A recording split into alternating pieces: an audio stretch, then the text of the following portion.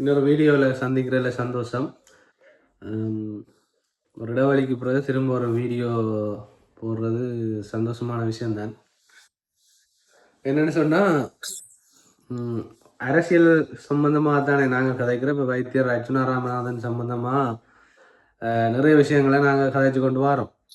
கதைச்சு கொண்டு வர்ற சந்தர்ப்பத்தில் நிறைய பேர் நிறைய விஷயங்களை பதிவு செய்யணும். நிறைய வைத்தியர் சம்பந்தமான ஆதரவு காணொளிகள் நிறைய சமூக வலைத்தளங்களில் வந்து கொண்டிருக்கு. அதை விட எதிர்ப்பான காணொளிகளும் வந்து கொண்டிருக்கு. அதுக்கு முதல் ஒரு சின்ன வீடியோ ஒன்று என்னன்னு சொன்னால், எங்களோட சிறுதரன் ஐயா வந்து செம்மணிக்காக போராடி இருக்கிறார். செம்மணியில் இருக்கிற இந்த இதுகள் சம்பந்தமாக புலம்பெயர் தேசத்தில் ஒரு அறிக்கை கொண்டு விட்டிருக்கிறார்.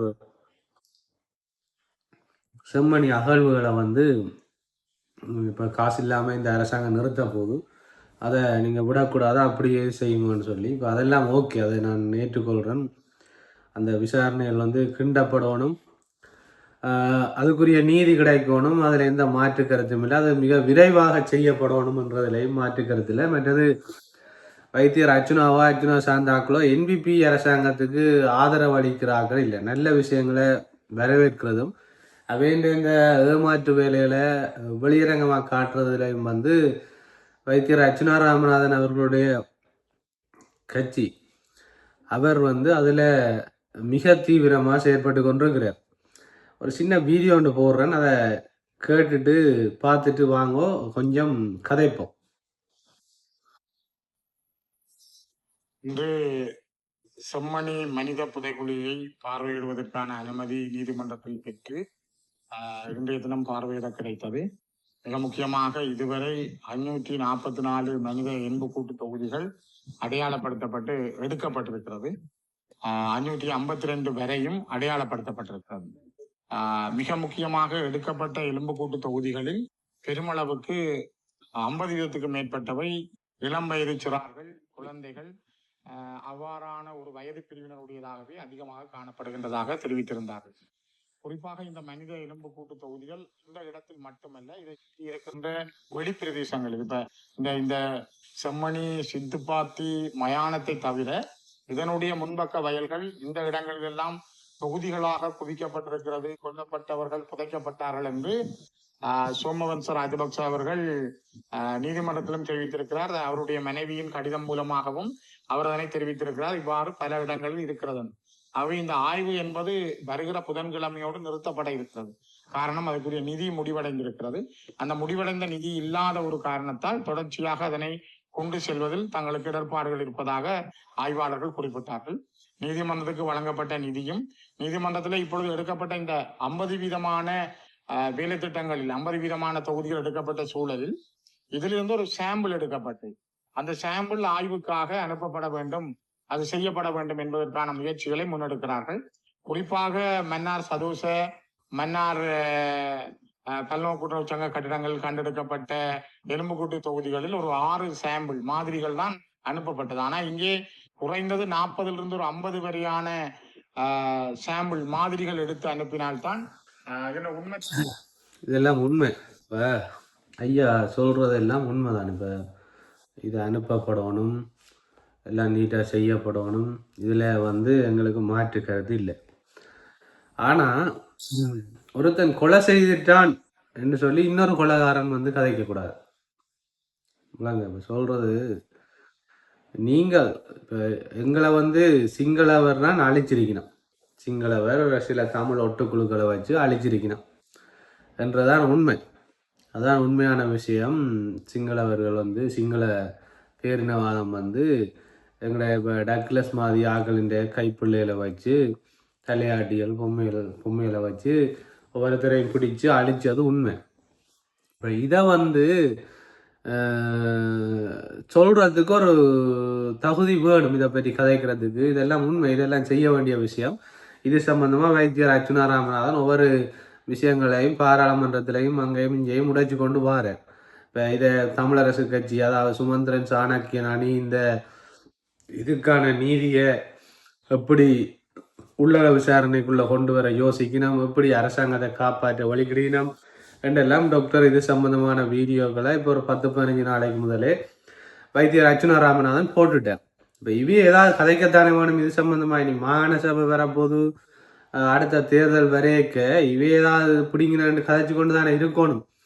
அதுக்காக இவர் என்ன செய்கிறாருன்னு சொன்னால், இப்போ வந்து செம்மணிக்கு அதே தட்டி வேணும். இங்கே சுழிபுரத்தில் ஒரு கண் பார்வையை இழந்து வைத்தியசாலையில் சிகிச்சை பெறதுக்காக பணம் சேகரித்த அதே வீட்டில் போன அதே வெள்ளை வேனில் செம்மணிக்கு முன்னால் வந்து நின்று நான் கேட்குறேன், உங்களுக்கு மனச்சாட்சி என்ற ஒரு விஷயம் வந்து அந்த குத்துறையிலையோ என்னென்னா, நாங்களே இதை விட கேவலமான செயலை எங்களோட தமிழ் மக்களுக்கு செய்திருக்கிறோம், அதுக்கான ஒரு தீர்வை நாங்கள் கொடுக்கணும். இப்போ இவர் இதை கதைக்கிறவர் யாருன்னு சொன்னால், பாராளுமன்றத்தில் 8 தடவை இராணுவத்துக்கு ஆதரவாக வாக்களித்த ஒருத்தர். சரியோ, 8 தடவை சிங்கள இராணுவ அதிகாரிகள் வந்து எங்களோட முக்கியமான இடங்களில் அங்கம் வகிக்கிறதுக்கு வாக்களித்த ஒருத்தர். இப்போ கடைசியாக நடந்த கூட்டங்களில் கூட இவர் வந்து பங்கு பெற்றாமல், ஏனெண்டா ஏற்கனவே இவர் 8 தடவை வாக்களிச்சுட்டாருன்னு தெரிஞ்சு அதை பங்கு பெற்றாமல் தான் வந்து கொஞ்சம் அதில் சமூகம் அளிக்காமல் இருந்தால் அதில் வந்து தான் வாக்களிக்க வேண்டிய தேவை வராது, அவங்களுக்கு சப்போர்ட் பண்ணி கொண்டு வாக்களிக்காமல் வெளியே நின்ற ஒருத்தர். முக்கியமான இடங்களில் எதிர்த்து கேள்வி கேட்க வேண்டிய சில அப்பாயின்மெண்ட்களை வந்து கேன்சல் பண்ண வேண்டிய, இல்லை இவர் எங்களோட பிரதேசங்களுக்கு தேவையில்லை, இவர் சரிவர மாட்டார்ன்னு அதுக்கு எதிராக வாக்களிக்க வேண்டிய ஒருத்தர். இந்த எல்லாத்தையுமே சேர்ந்து இராணுவத்துக்கு ஆதரவாக வாக்களிக்கிறதும், இராணுவ அரசாங்கத்துக்கு ஆதரவாக அரசாங்கத்தோட இருந்து எல்லாத்தையும் செய்கிறது. பிறகு ஒரு முக்கியமான நேரங்கள் வரைக்கும் இங்கே வந்து நின்று பேட்டி கொடுக்குறது மைக்கில். இப்போ இந்த சிவஞானம் சிறுகரன் அவர்கள்ட்ட கிளிநொச்சியில் வாழ்கிற மக்கள் நீங்கள் முக்கியமாக கேட்கணும், இந்த சுழிபுரத்தில் நடந்த அந்த ஐயாட வீடு பூந்து அடித்து அவற்றை 9 லட்சம் காசு, பிறகு திரும்ப அந்த அவற்றை பேங்கில் வர காசு எல்லாத்தையும் இன்னொரு அக்கௌண்ட்டுக்கு ட்ரான்ஸ்ஃபர் பண்ணணும்னு எழுதி கொடுத்த கடிதங்கள், எழுதி வாங்கின கடிதங்கள், இப்படியான செயற்பாடுகள் எல்லாத்துக்கும் என்ன பதில்? இப்போ சிங்களவன் தமிழனை அழிக்கிறது கொள்ளுறதுன்றது வந்து இலங்கையை பொறுத்தளவில் அது சாதாரணமான ஒரு விஷயம் ஆயிடுச்சு. அது நடந்து கொண்டு தான் இருக்குது. அது சாதாரணமான விஷயம் இல்லை, அது கண்டிக்கப்பட வேண்டிய விஷயம். ஆனால் அது வந்து என்னென்னா ஓரளவுக்கு ஏற்றுக்கொள்ளலாம். அவங்களுக்கும் எங்களுக்கும் பகை இருக்குது, அழிச்சிருக்கிறாங்க. நீங்கள் எங்களோட இருந்து யுத்தம் முடிஞ்சதுக்கு பிறகு 2012ஆம் ஆண்டு ஒரு வீட்டுக்குள்ளே பூந்து அந்த குடும்பத்தை மிரட்டி அவருக்கு அடித்து அவர்கிட்ட பேங்க் புத்தகத்தை பறித்து, ஏற்கனவே நான் தெளிவாக ஒரு வீடியோ போட்டிருக்கேன், பேங்க் புத்தகத்தை பறித்து அவர்கிட்ட காசை பைபோஸை அடித்து சைன் பண்ண வச்சு 9 லட்சம் ரூபா காசை பதிஞ்சு வாங்கி இப்படியெல்லாம் செய்து, இப்போ கிட்ட இன்னொரு வீடியோ போட்டுனா ஒரு உங்களை அதிபராக நியமித்த ஒருத்தர கல்வி அமைச்சராக வரக்கூடாதுன்றதுக்காக திட்டமிட்ட ரீதியில் பல சூழ்ச்சிகளை செய்து இப்படி நீங்கள் எவ்வளோ விஷயங்களை செய்திருக்கிறீங்க. இப்போ என்ன முகத்தோட வந்து நீங்கள் செம்மணிக்கு நீதி கேட்குறீங்களன்றதான் என்ற கேள்வி. இப்போ ஒரு மக்களுக்காக போராடுற வந்து கதைக்கிறதுல உண்மையாகவே மக்கள் நிலைஞ்சாந்து யோசிக்கணும்னு சொல்லலாம். இது வெறும் வெறும் அரசியலாக தான் நான் பார்க்குறேன். இப்போ தமிழ் மக்கள் ஒரு விஷயத்தை புரிஞ்சு கொள்ளணும், கயேந்திரகுமார் பொன்னம்பலமோ அல்லது சிவஞானம் சிறிதரனோ இவியல் இந்த தமிழ் மக்களுக்காக குரல் கொடுக்கின்ற பேரில் செய்கிற எல்லா விஷயங்களும் அவைன்ற அரசியல் நிலைகளை தக்க வச்சு கொள்றதுக்கு தான். ஏனண்டா அங்க வாக்களிப்பாங்களாம் ஆமிக்காரனுக்கு ஆதரவா 8 தடவை, ஆனா இங்க வந்து சொல்லுவாங்களாம் அதே ஆமிக்காரன் கொண்ட இதை விசாரிக்கணும்னு சொல்லி. இதுல என்ன என்ன விஷயம் இருக்குன்னு யோசிச்சு பாருங்க. இப்ப வாக்களிச்சு அவங்கள எங்கட பிரதேசங்களுக்குள்ள அவங்களோட ஆளுக அவங்களோட ஆட்சியில குறைக்கிறத யோசிக்கணுமா? இல்ல அவங்களுக்கு வாக்களிச்சு நீங்க வாங்க ஐயா, நீங்க இருங்க ஐயா, எங்கட தலையில ஏறி இருங்க ஐயான்னு எல்லாத்தையும் சொல்லி போட்டு இங்க வந்து நின்று கொண்டு செம்மணிக்கு நியாயம் வேணும், செம்மணி இது விசாரிக்கப்படணும், இதை இடைநிறுத்தினோம்டா இவைக்கு என்ன பிரச்சனைண்டா, இடைநிறுத்துறதை நான் ஏற்றுக்கொள்ளல, தவறா புரிஞ்சு கொள்ளாங்க. சில என்ன சொல்றதுன்னு சொன்னா 5.25 சொல்லலாம்.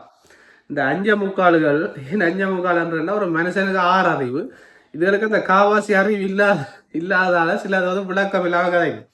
இப்போ அந்த 5.25 என்ன செய்யும்னா, இவர் செம்மணி விசாரிக்கிறதுக்கு தடையா கதைச்சு கொண்டிருக்கார். சிறுதரன் ஐயா அதுக்காகத்தானே போராடினவர், அதுக்காகத்தானே பேட்டி கொடுத்தவர். ஸ்ரீதரன் ஐயா அதுக்காக ஒரு பணியரம் சுடையில.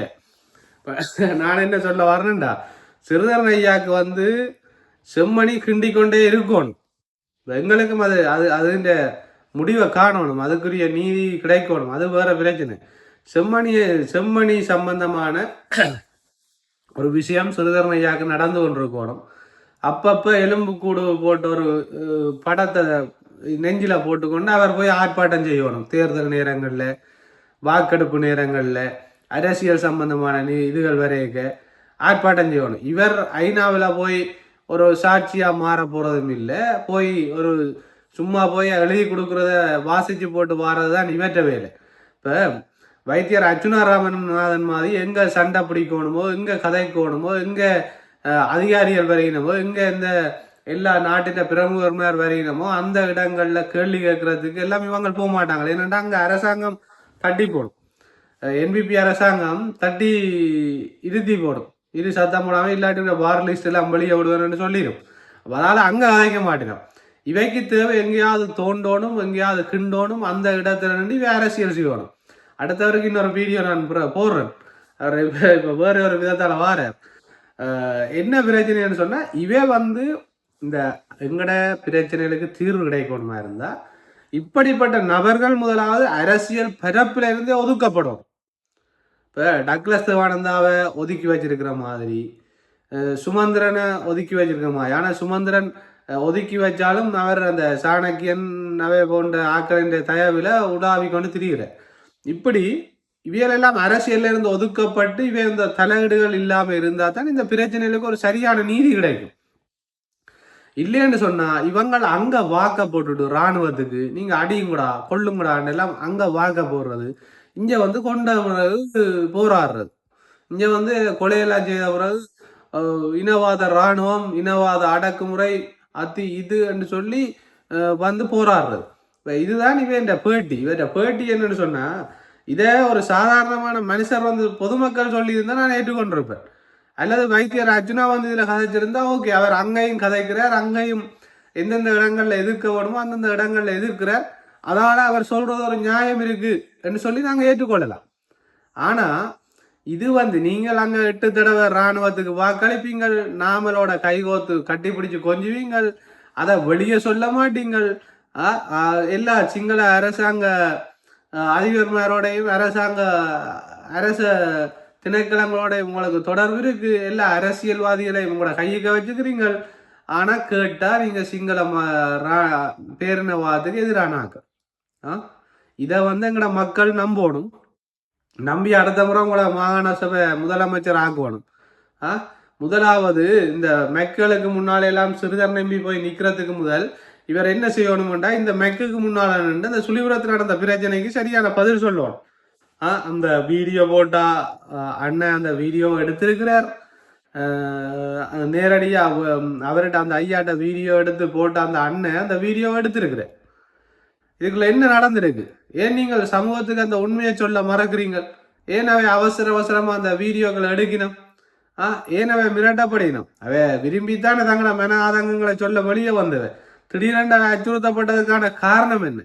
அப்ப முதல் நீங்கள் எங்கட மக்களுக்கு ஒரு மரியாதையை கொடுத்து எங்கட மக்களை சரியா நடத்துங்க, அதுக்கு பிறகு மற்றவன் நடத்தட்டும் சொல்லுங்க.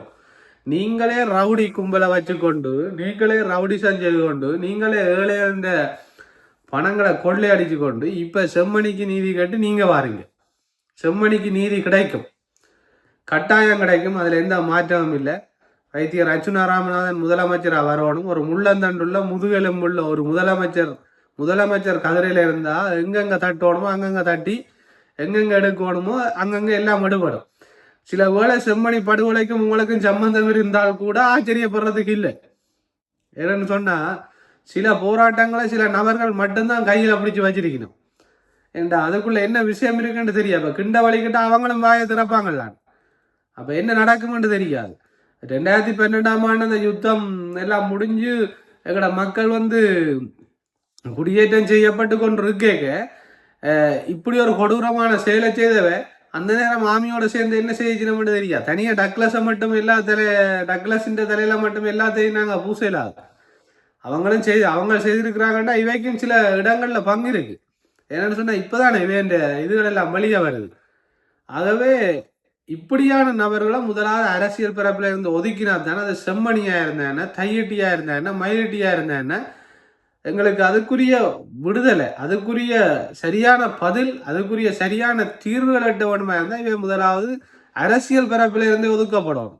இப்போ போராட்டம் முதல் பேர் 10, 15, 200, 300 பேரோட போவார். இப்போ தனியாக போய் பார்த்துட்டு பேட்டி கொடுக்குறேன். இப்போ எப்படி இருக்கு இவன் நிலைமைன்னு யோசிச்சு பாருங்க. டெஸ்ட் பண்ணி பார்க்கறது, சனம் அடிக்குதா, சனம் துரத்துதா, எவ்வளவு விமர்சனங்கள் இருந்தாலும் நீங்க ஒரு உண்மையானவன். இன்றைக்கும் வைத்தியர் அர்ச்சுனா ராமநாதனை பாருங்க. நீங்கள் எவ்வளவுதான் கத்தினாலும் குளறினாலும் அவர் தன் கடமையில தனியாக தான் செய்து கொண்டிருக்கிறார். யாரையும் பிடிச்சு கொண்டு, அதை பிடிச்சு கொண்டு, இதை பிடிச்சு கொண்டு, இவ்வளவுக்கும் இலங்கை அரசாங்கத்தால் கொடுக்கப்பட்ட ஒரு சிங்கள நபரை பாதுகாப்பாக கொண்டு தான் திரிகிறார். செம்மணிக்குள்ள போனேன்னு எங்க போனேன்னு. அப்போ காரணம் என்ன? இப்போ இவியல முதலாவது எங்களை சமூக அரசியல் பிறப்பில இருந்து ஒதுக்கினா வழிய இல்லைன்னு சொன்னா இந்த பிரச்சனைகள் எல்லாம் தொடர்ந்து கொண்டே இருக்கும். இதுகளுக்கெல்லாம் தீர்வு கிடைக்காது. இவங்களே காசை கொடுக்க வேண்டாம்னுட்டு இவங்களே வந்து கதைப்பாங்க. அது வேற பிரச்சனை, செம்மணியக்குன்றதுக்கு. ஆனா அதுக்குரிய தீர்வு வைத்தியர் அர்ச்சுனா ராமநாதன் முதலமைச்சராக வந்தா திடுக்கிற சில விஷயங்களை நாங்கள் எதிர்பார்க்கலாம். இவேண்டையும் கிண்டப்படும். அதால இன்னொரு வீடியோவில் சந்திப்போம். இப்படியானவர்களை கொஞ்சம் மக்கள் இனம் கண்டு கொள்ளுங்க. நன்றி, வணக்கம்.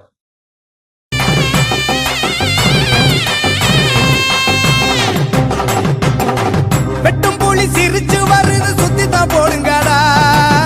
சுட்டும் விரல் அசைவ கொஞ்சம் உத்துத்தான் பாருங்கடா. முட்டுத்தடை வென்று வருவோம், ஒற்றுமையாகுங்கடா. எட்டும் வர எட்டி நடக்கல, கட்டளை கேளுங்கடா.